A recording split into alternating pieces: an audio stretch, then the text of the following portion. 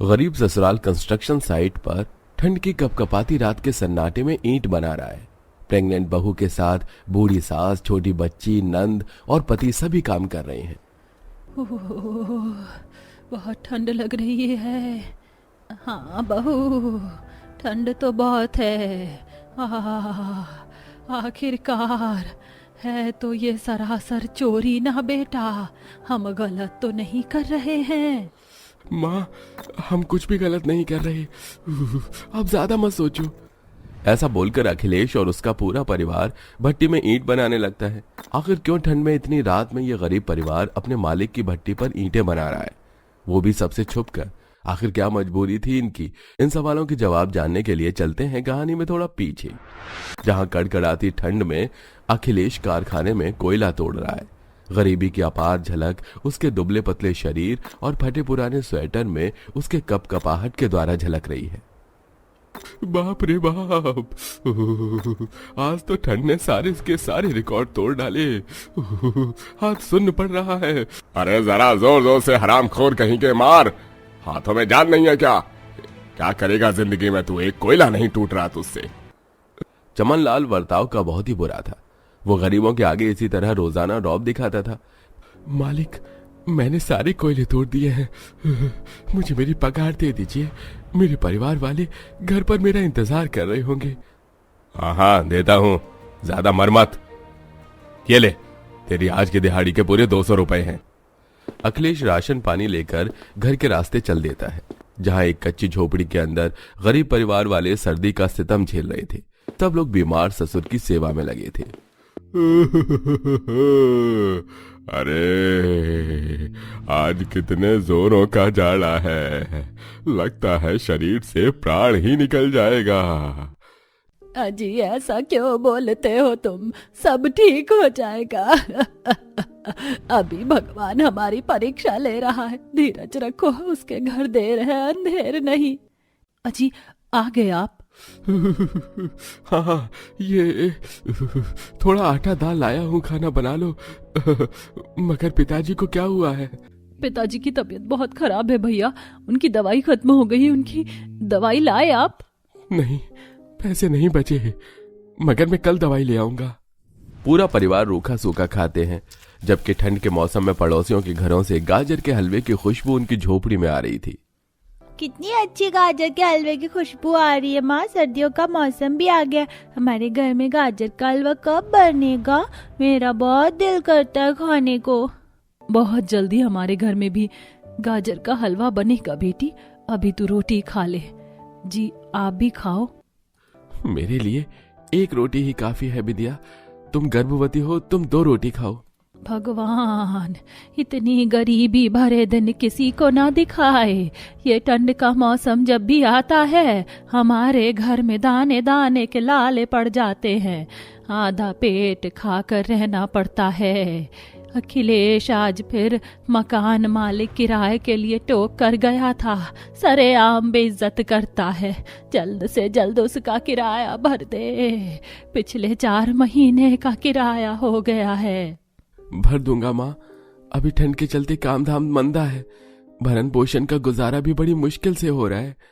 ऐसे ही ठंड के कहर भरे मौसम में गरीब परिवार वालों का दिन गरीबी की कश्मकश में गुजरता है। तभी एकदम से ठंड इस कदर बढ़ जाती है कि कारखाना बंद हो जाता है। ऐसे में मकान मालिक भी भड़का हुआ धमकता है। अरे चलो भैया, बहुत हो लिया तुम लोगों का तमाशा, तुम लोगों की दुख परेशानी खत्म ही नहीं होती, धरना बना लिया है भाई। मकान मालिक, मेरी पत्नी पेट से है, पिता बीमार है, कम से कम इन पर रहम खाइए। कहाँ भटकता फिरूंगा मैं अपने परिवार को लेकर इस ठंड के मौसम में? अरे आपके पैर पड़ता हूँ। गरीब अखिलेश के रोने गिड़गिड़ाने के बाद भी मकान मालिक का दिल नहीं पिघलता। अब गरीब ससुराल ठंड में घर से निकल जाता है। चारों तरफ घना कोहरा छाया था, सनसनाती बर्फीली हवाएं चल रही थी। तभी ससुर चलते चलते गिर पड़ता है। अरे अरे भगवान, भगवान, मैं और नहीं चल पाऊंगा, मेरा शरीर ठंडा पड़ रहा है, लगता है मेरा बुलावा आ गया है। एकदम से धर्मदास की हालत नाजुक हो जाती है और फुटपाथ पर ही वो दम तोड़ देता है। दादाजी कुछ बोलते क्यों नहीं है माँ? उन्हें क्या हुआ माँ, बोलो ना। तेरे दादाजी हम सब लोगों को छोड़कर चले गए पिंकी। सब मिलकर धर्मदास का अंतिम संस्कार कर देते हैं। तभी कुछ दूर आकर उन्हें एक फुटपाथ दिखता है जहां बहुत से गरीब लोग झुग्गी डालकर रह रहे थे। तभी पिंकी सर्दी से बेहोश हो जाती है। पिंकी, पिंकी मेरी बच्ची, उठना, क्या हुआ तुझको? अजी आंखें क्यों नहीं खोल रही है? तभी झुग्गी के अंदर से माला नाम की औरत निकलती है। लगता है बच्ची को ठंड लग गई है। एक काम कीजिए, आप लोग भीतर आ जाइए, मौसम बहुत खराब है। सब लोग झुग्गी में अंदर आकर अंगीठी में सुलगी आग से गर्माहट लेते हैं। कुछ देर की देखभाल के बाद पिंकी होश में आ जाती है। रोते हुए बिंदिया कहती है, आपका बहुत बहुत शुक्रिया बहन जी, आपने हमें जगह दी। अब हम चलते हैं। लगता है आप सब लोग बेघर हैं, हमारी ही तरह गरीबी और ठंड के सताए हुए हैं। आप यहीं पर झुग्गी बनाकर रह लो। यहाँ पीछे ही कंस्ट्रक्शन का काम चल रहा है, हम सब लोग वहीं मजदूरी करते हैं और उसके बाहर यहाँ तंबू लगाकर रह लेते हैं। हाँ भाई, रही बात तंबू बनाने की तो हम सब मिलकर बनवा देंगे। जी, आप सबका बहुत बहुत शुक्रिया। मजबूरन गरीब ससुराल वाली कंस्ट्रक्शन साइट पर तंबू डालकर बस जाते हैं। अगले दिन से गरीब ससुराल वाले भी इमारत बनाने में काम करने लगते हैं। जिसमें सास बहू ईंट बनाती है तो जाकर उन्हें रूखी सूखी रोटी नसीब होती है। वाह पिताजी, यहाँ तो कितनी ठंडी हवा चल रही है, मुझे बहुत जोर की डर लग रही है। घर चलो ना। घर कहाँ है हमारा? हमारा घर तो हमसे छिन गया बिटिया। अब ये खुला आसमान ही हमारी छत और ये जमीन ही हमारा बिस्तर है। जैसे जैसे दिन गुजरते हैं ठंड का तापमान और बढ़ जाता है। दिन रात की साई साई की हवाओं से अक्सर उनका तंबू टूट जाता था। ये भगवान, जरा सी आंधी चलती नहीं कि ये तंबू तिनकों की तरह बिखर जाता है। ऐसी छत होना ना होना एक बराबर है। उन सबको इस कदर परेशान देखकर वहां से जाते हुए कंस्ट्रक्शन साइट के मालिक बोलते हैं, अरे कोई फायदा नहीं इस फुटपाथ पर तंबू बनाने का, क्योंकि पुलिस वाले अभी थोड़ी देर में आकर सबके घर तोड़ डालेंगे। तुम लोग ऐसा कर लो, अंदर का फील्ड खाली है ईंट भट्टी के पास, चाहो तो वहां रह लो। बहुत बहुत शुक्रिया मालिक, वैसे भी इस खुले फुटपाथ पर रहकर बहुत बुरा हाल हो जाता है। लेकिन कंस्ट्रक्शन फील्ड के अंदर भी बेचारे गरीब ससुराल वालों को दिन रात ठंड में जूझ कर बिताना पड़ता है, जिससे पिंकी बीमार पड़ जाती है। अजी देखो, इस ठंड के मौसम में मेरी बच्ची की कैसी हालत हो गई। आप मालिक से बात करो, वो हमें थोड़ी ईंट दे दे तो हम छोटी सी ही सही पक्की 4 दीवारी बना लेते हैं। बिंदिया, तुमने देखा नहीं मालिक का रवैया कितना कंजूसी वाला है। एक ईंट किसी मजदूर से अगर गलती से टूट जाती है तो पगार से काट लेते हैं। उनसे आस लगाकर कुछ हासिल नहीं होगा। पर भैया, आखिर कब तक हम इस तरह ठंड के मौसम में जूझते रहेंगे? हम गोबर और मिट्टी से भी तो ईंट बना सकते हैं और उन्हें आग में पकाकर मजबूत कर लेंगे। तरकीब तो अच्छी है, कल से काम शुरू कर देते हैं। वैसे भी सड़क पर गोबर आसानी से मिल जाएगा। अब गरीब ससुराल वाले सड़क से गोबर और मिट्टी इकट्ठा करके रात में चोरी छिपे भट्टी में ईंट बनाने लगते हैं और उसी मौके पर मालिक उन्हें देख लेता है। पर उनकी परिस्थिति को पूरी तरह जानने के बाद मालिक का दिल भी पिघल जाता है। अखिलेश, मुझे तो कालू ने भड़का दिया था कि तुम ईंट चुरा कर अपना घर बना रहे हो, पर तुमने अपनी खुददारी का सबूत देकर मेरी आंखें खोल दी। इसलिए तुम्हें जितनी ईंट सीमेंट की जरूरत होगी मैं तुम्हें दूंगा। तुम बनाओ अपना घर, यहीं बना लो कोने में, जब तक रहना चाहो रह लो, मैं मना नहीं करूंगा। ये सब सुनकर उनकी आंखों में आंसू आ जाते हैं। अब सब मिलकर दिन रात की मेहनत से वो लोग उसी जगह कोने ने अपने लिए एक घर बनाकर उसके अंदर कुशलता पूर्वक रहने लगते हैं, जिससे अब उन्हें बाकी रातें ठंडे में खुले तंबू में नहीं गुजारनी पड़ती। सबके चेहरे पर तसल्ली थी। भगवान का शुक्र है जो हमारे सर से बुरा वक्त टल गया। आज चैन की नींद पड़ेगी। माँ, हमारे पास घर तो है लेकिन कंबल तो नहीं है। काश की एक गरम नरम कंबल होता तो आराम से सो पाते। धीरे धीरे सारी चीज आ जाएगी बिटिया, बस थोड़ा वक्त लगेगा। जैसे ईश्वर ने सर छिपाने के लिए छत दिया, सारी सहूलियत की चीज भी आ जाएगी। उस रात पूरा परिवार चैन की नींद सोते हैं और धीरे धीरे एक एक चीज ले आते हैं। आशा है कहानी आपको पसंद आई होगी। वैसे आपके शहरों में सर्दी का क्या स्तर है? बीच बीच में नहाने वाली सर्दी है या फिर सिर्फ मुंह धोने वाली सर्दियां होने लगी? कमेंट में शेयर करना बिल्कुल मत भूलिए। कहाँ से कहाँ आ गए। हमने सोचा नहीं था कि हम कभी ऐसे रहेंगे। सच में इतनी मुश्किल है, भगवान किसी दुश्मन को भी न दे जितनी हमें झेलनी पड़ रही है। माँ जी, आप इतना क्यों परेशान हो रही हैं? ईंट भट्टी घर में कम से कम हमारे सर पर छत तो है ना। बुरे हालात हैं पर मुश्किलें तो हर किसी के पास ही होती हैं। ये दिन भी निकल ही जाएंगे। माँ, सच में पापा सही कह रहे हैं। यहाँ पर मुझे भी बहुत ज्यादा ठंड लगती है। यहाँ पर रहना बहुत मुश्किल है। बच्चों, तुम क्यों इतना निराश हो रहे हो? ये बताओ कि जब हम कहीं दूसरी जगह जाते हैं तो क्या कोई मुश्किलें नहीं होती? और माँ जी, आप क्यों इतना निराश हो रही हो? आपको देखकर बच्चे भी निराश हो रहे हैं। हमें तो एक दूसरे की हिम्मत बनना चाहिए। मुश्किल घड़ी में हमें हार नहीं माननी चाहिए।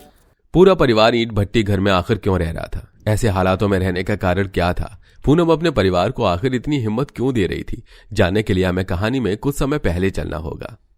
आनंद जी, हमारे घर की छत बहुत ज्यादा कच्ची हो गई है। मुझे नहीं लग रहा कि अब ये छत ज्यादा दिन तक चल ही पाएगी। हमें जल्द से जल्द छत की मरम्मत करवानी ही पड़ेगी। पूनम, तुम तो जानती ही हो मेरे पास काम है नहीं, और बिना किसी काम के मैं कैसे घर की मरम्मत करवा सकता हूँ।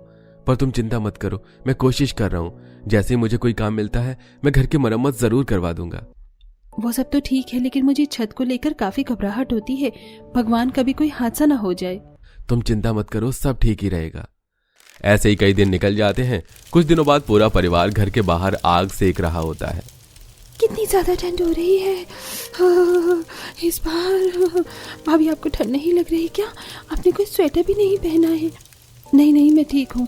इतनी भी ठंड नहीं लग रही है, इसलिए मैंने आग जला दी थी। सब लोग एक साथ बैठकर आग सेक सके। ये क्या हुआ? हमारा घर अचानक से कैसे गिर गया? अब हम कहाँ जाएंगे? मुझे लग ही रहा था कि ये छत कभी भी गिर सकती है।